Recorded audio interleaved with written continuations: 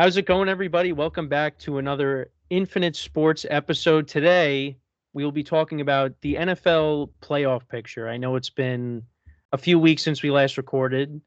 Um, it happens, but we're back. We got a big Week 18 slate in the NFL as we get ready for the playoffs. But there are still some things that have not been decided. And myself, Kenneth Grunfelder, along with Ben Upson, will take you through what we have going on in the Week 18 slate. So first off, Ben, how are you? Happy New Year. Yeah, Happy New Year, post Merry Christmas, all that. A great holiday season as always. And here we are, 2025, and at the turn of the year, one of the most anticipated weeks and perhaps games of all time to end an NFL regular season. That's right. So how we're going to do this, it's going to be kind of a quick episode. So we'll go through the NFC playoff picture, and then we'll talk about the AFC playoff picture, because there are still some things that have not been decided, and Ben has kind of teased one of the big things, the big games coming up this weekend, and that is the battle of the NFC North / home field advantage between the 14-2 Detroit Lions and the 14-2 Minnesota Vikings. So we'll touch upon the NFC playoff picture here. We'll start off with that matchup. So these two teams did meet early on this season. Lions won on a late field goal by Jake Bates, and the Vikings at that point were undefeated. And then the Lions kind of took over the division. They were the 1 seed. But then the Lions did lose another game later in the year against to the Bills. And here we are now. Both teams are 14-2. I think the Vikings have won 9 straight since their last loss. I forget who that I know they lost to the Lions, and they also, I'm forgetting who else they ended up losing to. I'll have to look it up right now. But anyways, both teams are 14-2. Lions are kind of banged up coming in. I mean, defensively dealing with a ton of injuries right now, but their offense is still clicking even without David Montgomery. So the Vikings are coming in as the healthier team. This game is being played in Detroit. And it was the Rams. That was the other team that they lost to the Vikings on that Thursday night when the Rams got both Cooper Kupp and Puka Nacua back. So yeah, the Vikings are healthier going into this game. So I do think this is going to be very high scoring. Sam Darnold has been one of the best stories to come out of this season. He's played like an MVP candidate. He is going to the Pro Bowl. Really happy for him and how he has succeeded in this offense. I didn't think the Vikings were going to be a playoff team this year just because of I didn't know what was going to happen with the quarterback position. I didn't know what kind of contributions they were going to get from that spot. I love their roster, of course, going into the year, but I thought the quarterback position, the quarterback play was going to hold them back, and it has not. Sam Darnold has played really well.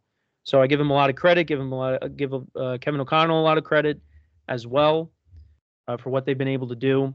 And they're in a position now where they could have home field advantage.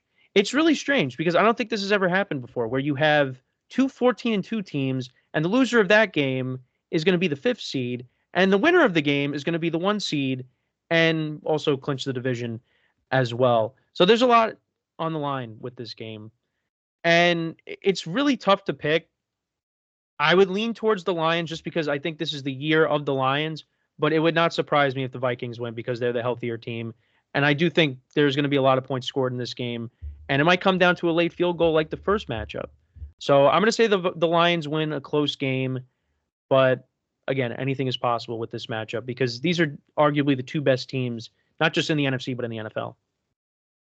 Yep. And you were just mentioning about if there's ever been a 14-2 versus a 14-2 this late in the season. The answer is no. There has never been a matchup this late in the regular season in the finale where both teams have had 14-plus wins. So that just adds to the uniqueness and the historical aspect of this whole matchup. And, Kenny, you were mentioning about how this is probably going to be a shootout. Well, believe it or not, the over-under in this game is 57.5, which is one of the highest over-unders, I think, that we've seen in a long time. Like, usually you see your 52s and 54s, but once you get above that, then it gets rare. And, obviously everybody expects this to be a shootout type of game. And here's where it does get really interesting because you said that the Vikings are the healthier team coming in, which they are. but yet the Lions haven't really wavered that much. I mean, obviously they got into a little bit of trouble early on in the San Francisco game Monday, obviously losing to Buffalo is their one other loss after scoring 42 points. But, we've hit a point where it's like the Lions are able to get through these games, even in shootout fashion. They get into these track meet type of games and still find a way. I mean, Jared Goff's numbers have been unbelievable since that 5 interception game in Houston, which doesn't even seem like real. I still can't believe that even happened. Where he was at basically one of his career lows in that game, and all of a sudden he's turned himself around. I think his touchdown to interception ratio is something along the lines of like 19-1 or 20-1. I think it's a ridiculous statistic. And if it wasn't for that one awful game, maybe it's fair to say that Jared Goff would have been in some dark horse consideration for the MVP race, maybe.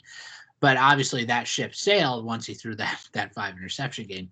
And Sam Darnold, honestly, has been playing, to the tier below the MVP conversation. And, he's been one of the better quarterbacks in the NFC this season. And he's really helped lead this team to where they are today. And I don't care what happens in this game, win or lose. I think Kevin O'Connell's coach of the year. Has to be. Absolutely has to be.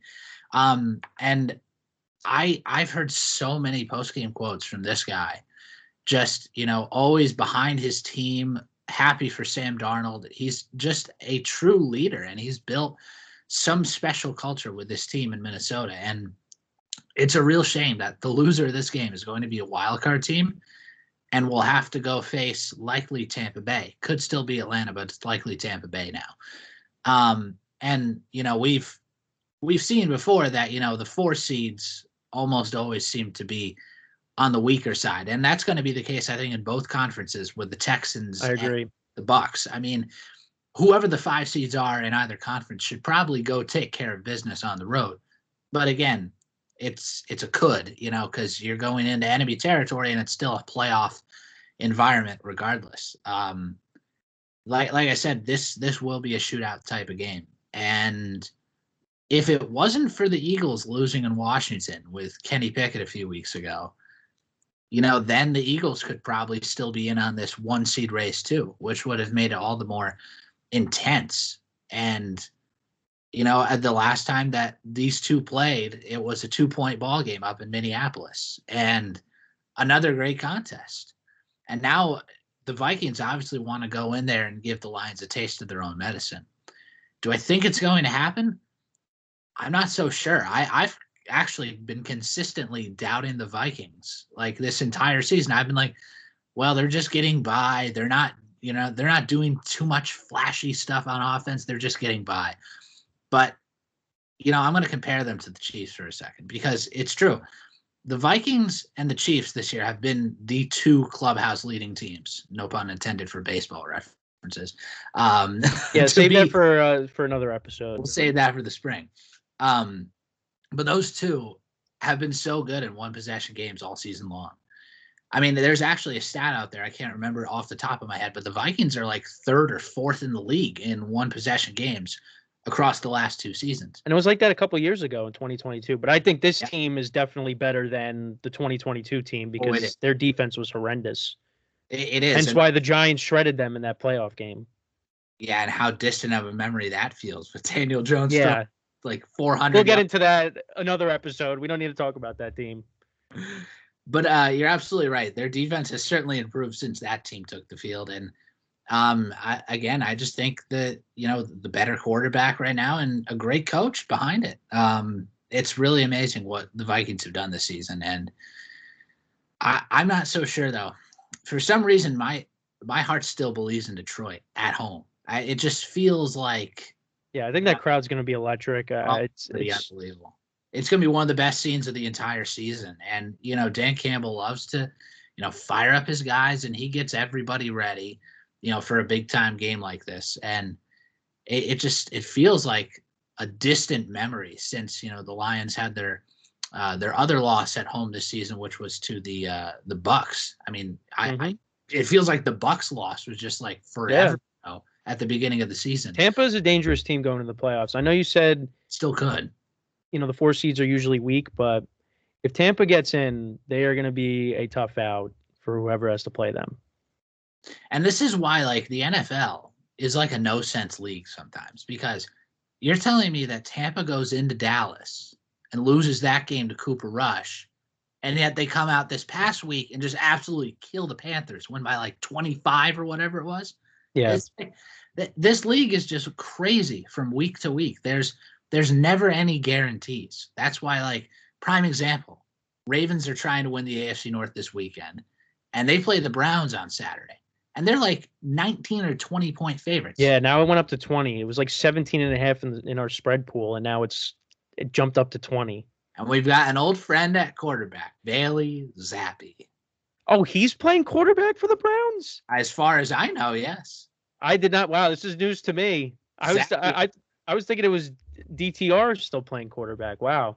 I will check on that, but I believe it's Zappi hour. So, a prime example right there. Might have to buy that Don't Worry Be Zappy t-shirt now.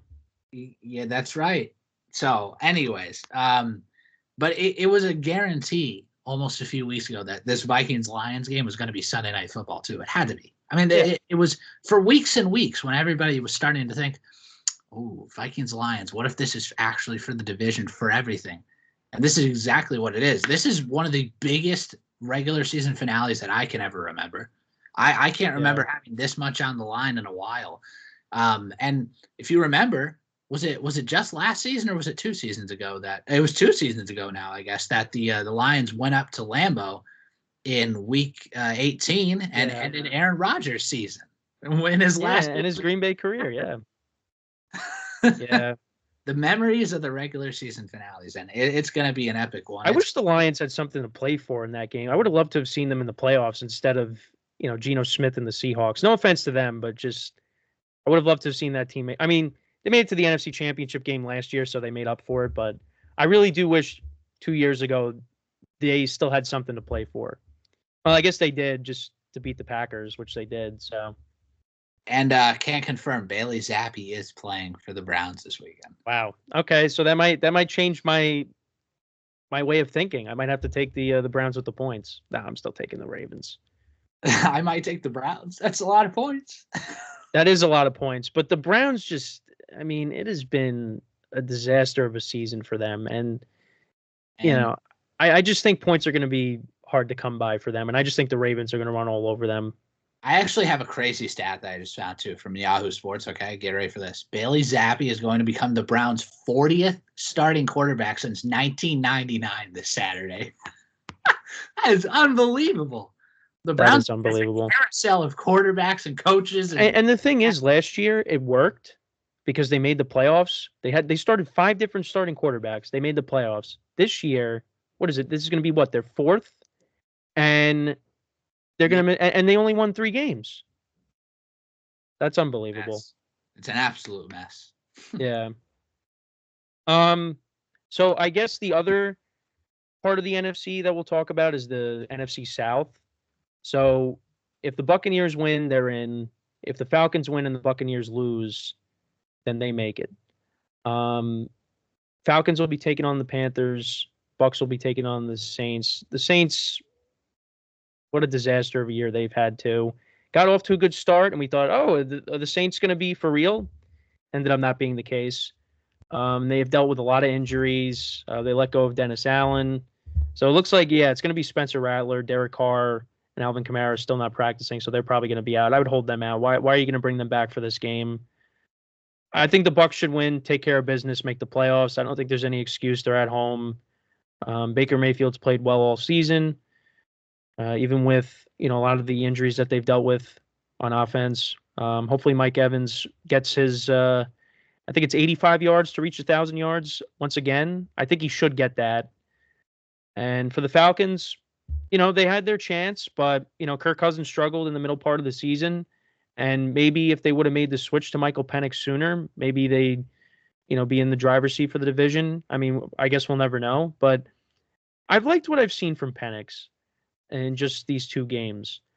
He hasn't wowed you with stats, but he definitely has made some good throws, especially, the 2 fourth down conversions that He hit Drake London 4, and then obviously Kyle Pitts for the touchdown to send that game into overtime on Sunday night. So, listen, we look back on this rookie draft class when it comes to the quarterbacks. This could be one of the best. But obviously, we'll have to see how Penix is going forward. He's going to be the starter next year. Kirk Cousins, we'll see where he ends up. But he is the guy going forward. So the Falcons are going to come up a little bit short. I think they should win on Sunday as well. But again, the Bucs, they're a game up on them. So I like Tampa to win. They get in. And like I was saying, they're going to be a problem. They could beat you different ways on offense, running the football. Bucky Irving's had a good year. And Baker Mayfield, like I said, has been good throwing it this year. And having Mike Evans back is huge. And, let's see what this Tampa team could do. But, yeah, I like them to lock up the NFC South. And it's contract incentive week. And you mentioned that about Evans getting 85 yards for 1,000. If he gets 5+ receptions and 85+ receiving yards, that's a $3 million contract. Yeah, he should get that. Yeah. And I think if you're looking for something to bet this weekend, that's probably something you want to target there. Anything Mike Evans, take the over. That's all I can say. You better be right. I certainly hope so. I think Baker's going to try and exploit that Saints defense, and they're just going to get to him. But yeah, it's the Bucs are back in control of their own destiny after the Falcons lost to the Commanders. And it is unfortunate because I almost wanted to see, Penix lead the Falcons into the postseason. And, like you said, I've been honestly really impressed with how he's played the first couple of games. For a rookie, not only just, getting into game action, but in the midst of a crucial, playoff stretch. I mean, think about the throw that he made on 4th and goal, like you said, to Kyle Pitts to force that game into overtime. It was a great throw, tight window. As a defender is almost draped all over Pitts, and somehow Pitts hauls it in, gets the game to overtime, and then obviously we know what happened after that. But a great effort, and I think a quarterback who's going to have a fantastic arm. I mean, Michael Penix has a cannon of an arm, and I'm looking forward to seeing him utilize that as he goes into the starting role next year. And this is why I still don't understand it, Kenny.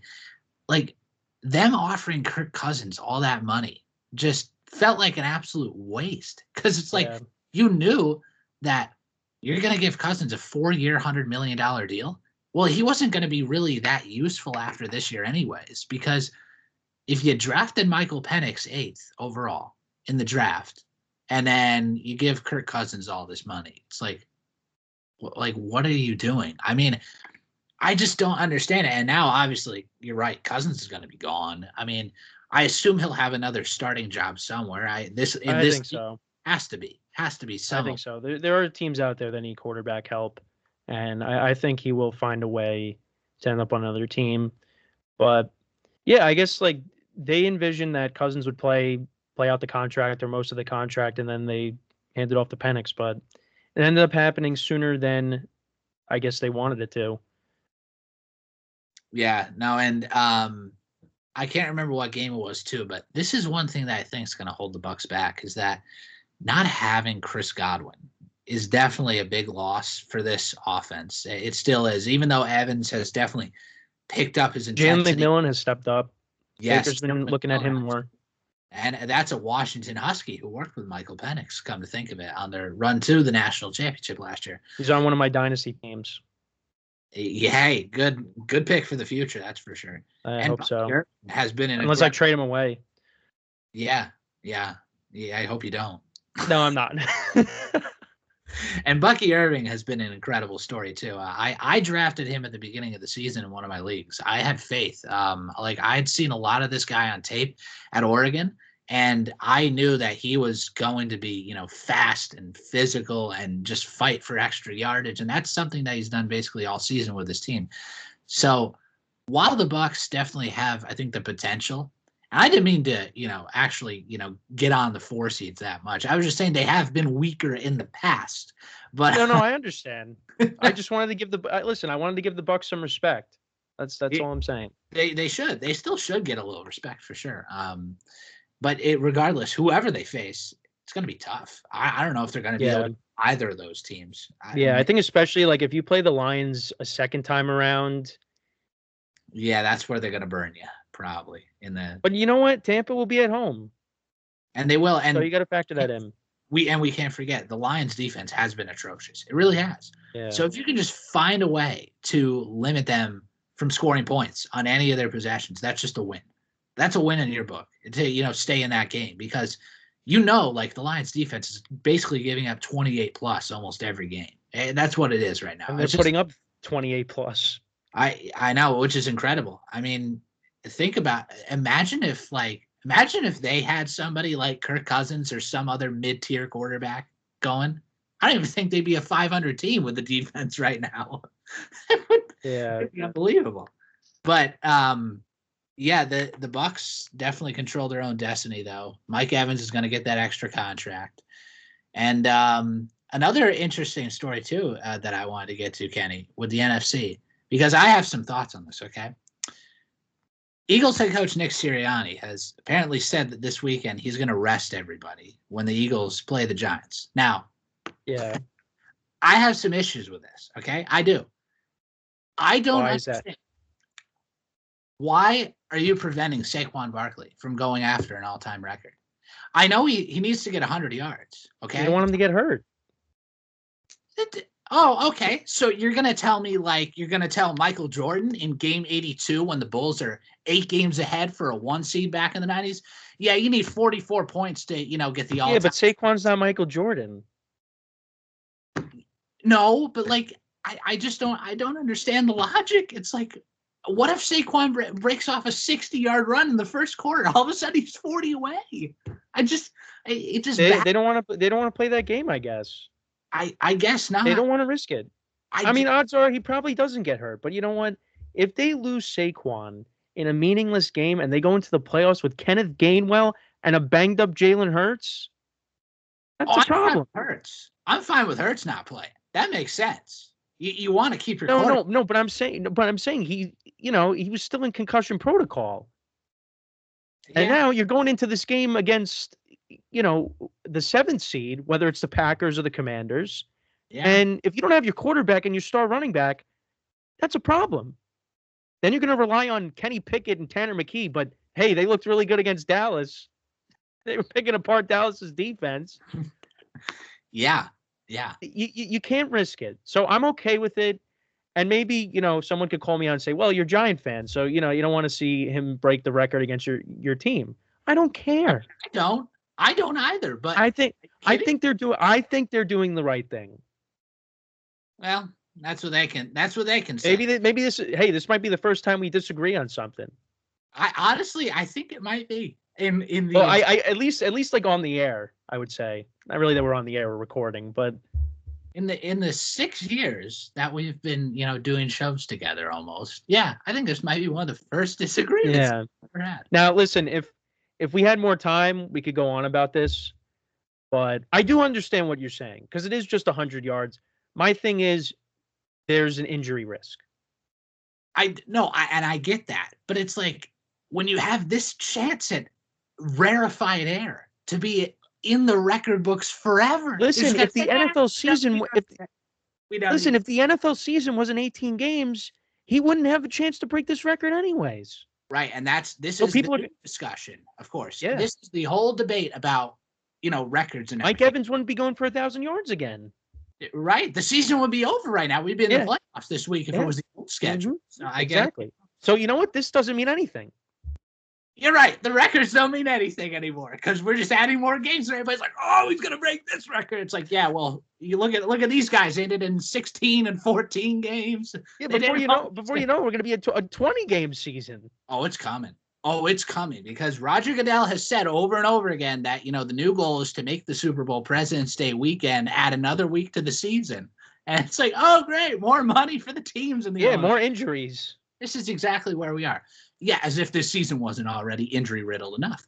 I know exactly what you're saying. Look, to conclude, I understand what the Eagles are doing. I just think I'm personally offended by it. I think it's ridiculous. Offended? How are you offended? You're offended by something the Eagles are doing?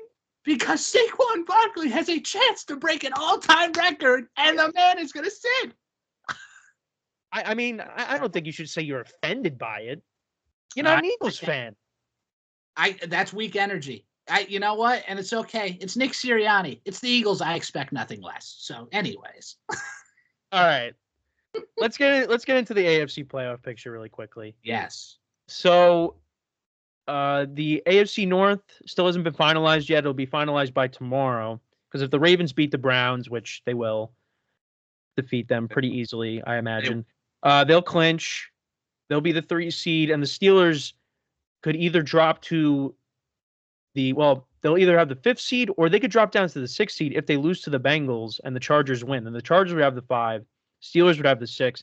And I could see that happening, because I think the Bengals, they've had their backs against the wall for a while now. They're on a mission to at least put themselves in a position to make the playoffs. So I think they're going to win this game. I don't think it's going to be a 44-38 game like it was the first time the Steelers and the Bengals played against each other. But I do think that the Steelers are going to look a lot better than they did the previous 3 games, because the Bengals defense is not good. But I think Joe Burrow, Jamar Chase, T. Higgins, those guys are going to get it done. They're going to get the win. And like I said, they're at least going to put themselves in a position to possibly make the playoffs if the Broncos lose and the Dolphins lose.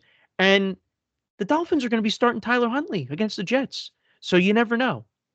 And what could be Aaron Rodgers' last game, I think Aaron Rodgers wants to go out with a win. So maybe the Jets pull off a win, and maybe Carson Wentz pulls off a win like he did last year in the season finale with the Rams. Picks up a win with the Chiefs, Broncos lose, and all of a sudden you got Joe Burrow and Josh Allen playing in the first round. Sign me up for it. Now, I'm not saying that is what's going to happen, but I do think at least for Saturday, Ravens clinch the AFC North, Bengals win, get to 9-8, and we see what happens on Sunday. And oh my, how the tables have turned since these two last met. Who would have thought we'd be sitting here saying that the Bengals have a chance to make the playoffs after losing that game, going to 4-8, surrendering 520 total yards to the Steelers in that game, and saying, oh yeah, that team definitely still has a chance. You know, every time the Bengals went up to the podium every weekend, it's like, yeah, you know, we're just really close. We just got to find a way to win next week. It's like, yeah, well, all of a sudden next week became must win, must win, must win, must win. Now the Bengals have won 4 in a row, and all of a sudden the Steelers have started sliding down. They're 1-3 in their last 4, and now they're just trying to, you know, stay in the driver's seat for the for the 5 seed or the 6 seed at this point. And all of a sudden, from being in the league, and they could be playing the Ravens in the first round if they drop down to the 6. Yeah, could you imagine that? And I don't think they would beat them again. No, definitely not. The fact that the Steelers even got one off Baltimore was impressive, but it's always a hardcore rivalry. Nonetheless, here's where the Bengals are. And I want the Bengals in the playoffs. I do. I think it would be much better for the league as a whole. Do I think it's going to happen? I don't know. I mean, the Chiefs are resting everybody, I believe. So it's the Carson Wentz. Kansas City Chiefs. I mean, I would like to think that Sean Payton could actually, you know, get his head out of the clouds and, you know, help lead Bo Nix and this team to a win when it matters the most. But I don't know. And by the way, were you offended by Sean Payton? On that note, okay, Broncos Bengals last week, one of the most sickening covers that you will ever see in your entire life. You were offended by it. I was because, you know, you would think Cade York could be capable of a 21-yarder, but I guess, hey, what the heck? We're at the 3. We might as well just score to win. What the heck? Why not? Well, yeah. I mean, they didn't want to send it back out there again because he probably would have missed it again.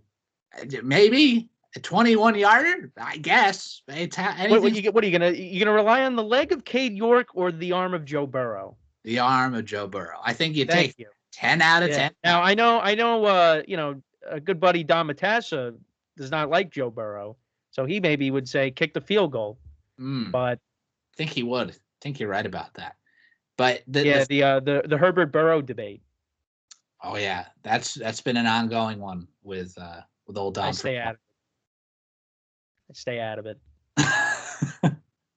But anyways, the fact that the Bengals have pulled themselves into this position is just honestly a little bit miraculous in some ways, because all of a sudden 4 weeks ago, everybody's calling for Zach Taylor's head. The defense can't stop a nosebleed. And I mean, they're still not great, but they've played better. It's unbelievable. The polar opposites that you can find in 3 to 4 weeks in the NFL. And like I said, I hope they do win and, get in. I mean, obviously they're going to have to wait and see what happens with Denver. That's the only unfortunate thing. And the worst part is, I think the league did this intentionally. They put Bengals Steelers as one of the Saturday games because I think they want to build the drama.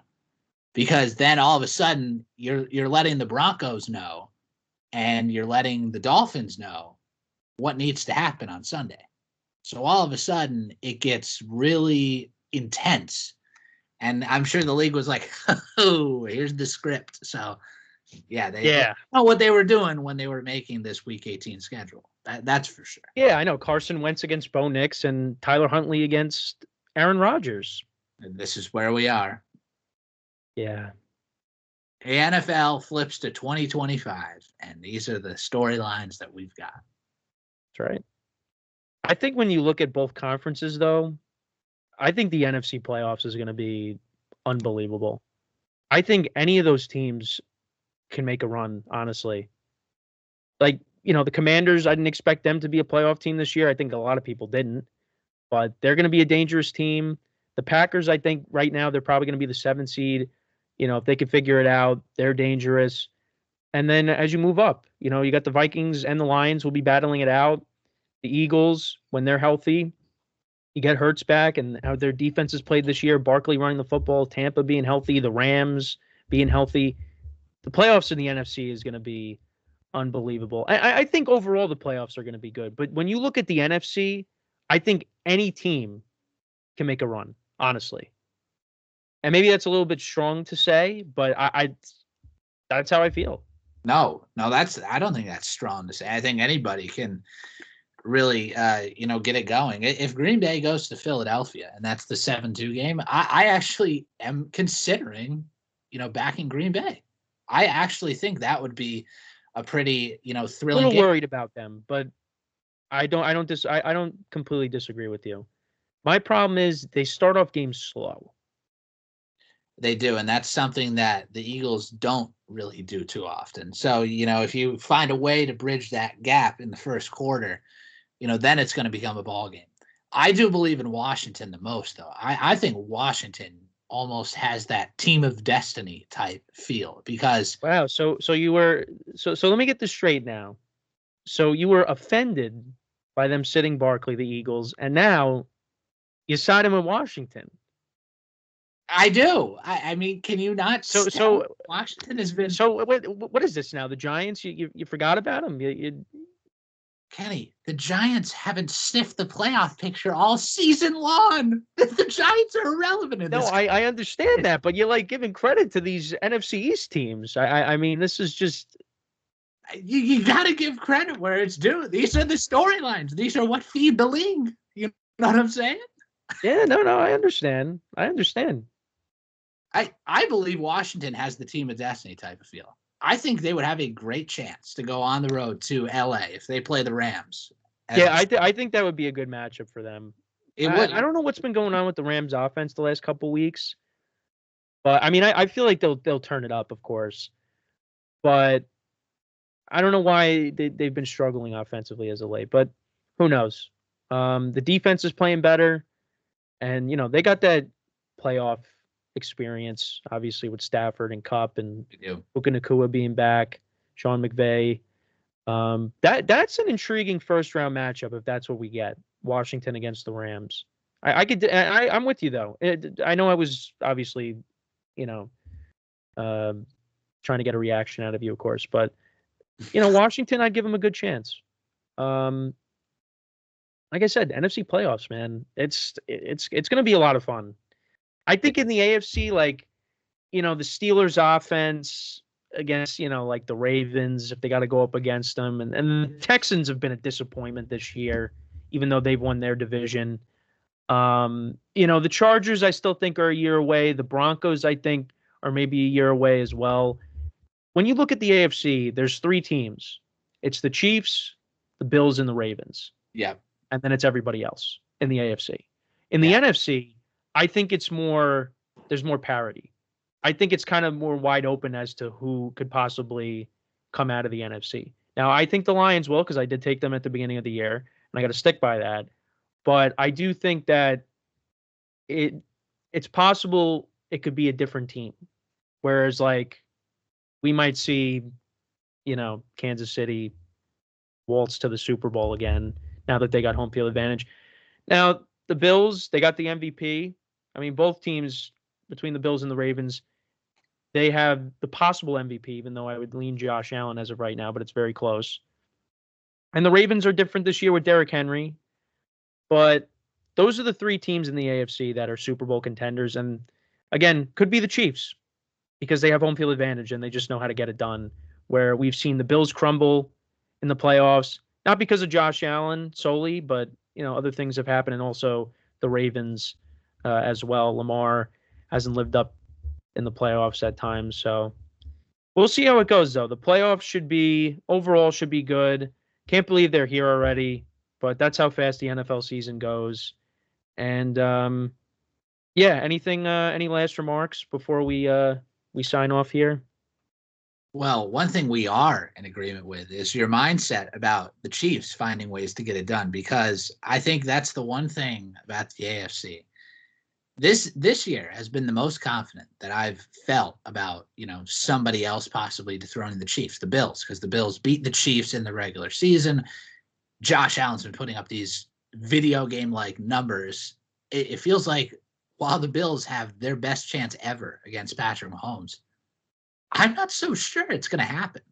I really don't know, because again, everybody has said all year, well, the Chiefs, 15-1, they should be 11-5 or 10-6. It doesn't matter. It just doesn't matter. And I was talking about this with the Vikings earlier, about how these are two of the teams in the NFL that find ways to win these one possession games. And I think it's been true forever that you can be a great NFL team if you just find ways to, perform in crunch time. That's all that's really going to matter. And that's what you're going to be remembered for. Because, nobody talks about how, a team puts up, they were down by 17, but they really fought to the end and they lost by 3. What a bummer. And nobody cares about that. What matters? Yeah, other than the 17 strikeouts, I thought the at-bats were good. Yeah, right. Exactly. Nobody cares about that. That's all empty calorie numbers. What matters is giving the ball to Patrick Mahomes with 48 seconds on the clock. You have to go 75 yards to get a game-winning touchdown, trailing by 4. That's what people will remember you by. And the Kansas City Chiefs are one of the best teams in the NFL that do that. Granted, they've had a lot of lucky breaks this year. They have. But it doesn't matter. They have 15 wins up there on the board, and nobody's taken any of them away. And going through Arrowhead is, without a doubt, always one of the hardest challenges. And guess who's going to have to do it again? The Bills. And I just don't think it's going to happen. I just don't think it's going to happen today. Yeah. Maybe the Bills can change my mind if they really get something going again. I think it'll be a classic game if it happens. I just don't see it, though. Not right now. All right. Well, well said there. So we're pretty much just going to wrap it up here. Little constrained with time, but it should be an exciting week 18, exciting playoffs, and we'll try to preview all that hopefully next week. But great episode as always. And we'll see what happens week 18. So until next time, Kenneth Grunfelder along with Ben Upson signing off. Oh, one last thing. Get it trending this weekend. # free Saquon. That's all. Okay, whatever. All right. So, take care, everybody, and we'll talk to you next time.